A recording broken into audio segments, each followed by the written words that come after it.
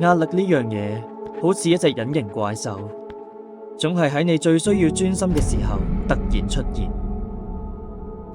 除咗考試，其實仲有撰寫報告、家庭、社交壓力、趕課業嘅 deadline 等等，各種壓力都令人唞唔到氣。結果你開始頭痛、胃部不適、記憶力減退，甚至有睡眠失調或者嗜睡嘅症狀。有人會選擇消極應對，例如食煙、攝取過多咖啡，甚至酗酒同埋沉迷上網、打機嚟麻痹自己。但呢啲都會令壓力更大，身體更差。咁點先可以有效咁減壓呢？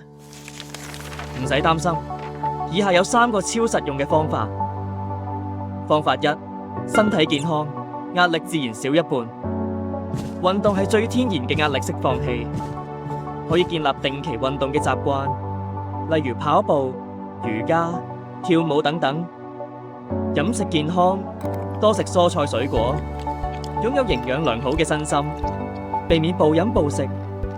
睡眠充足，唔捱夜，俾大腦好好休息，優先考慮善待自己，去做更多帶嚟快樂同平靜嘅活動。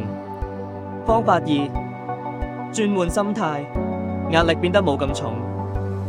透過使用正向嘅因應方式或者技能嚟管理壓力，而最基本嘅正面應對方式可以由呼吸練習開始入手，例如慢慢深呼吸，注意自己嘅呼吸節奏，慢慢咁吸氣、呼氣、吸、呼，專注呼吸，有助我哋活在當下，咁樣思想就唔會過度纏繞喺過去唔愉快嘅事件，亦唔會過度為未來擔憂而分散咗注意力。另一個應對方式係練習恰當嘅自我鼓勵，話俾自己聽，每個人都會遇到困難同壓力，我可以揾到應對方法做到嘅。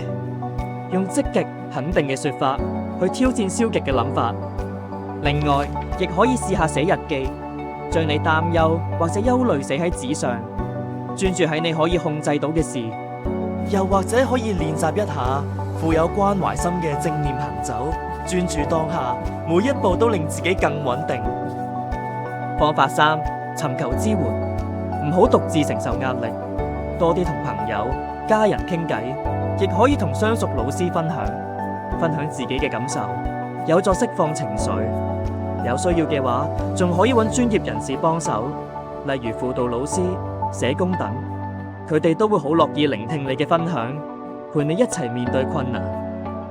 總結一下，壓力係生活嘅一部分，但你可以選擇用更健康嘅方式去應對。今日開始就試下呢啲方法，令生活變得更輕鬆、更快樂啦！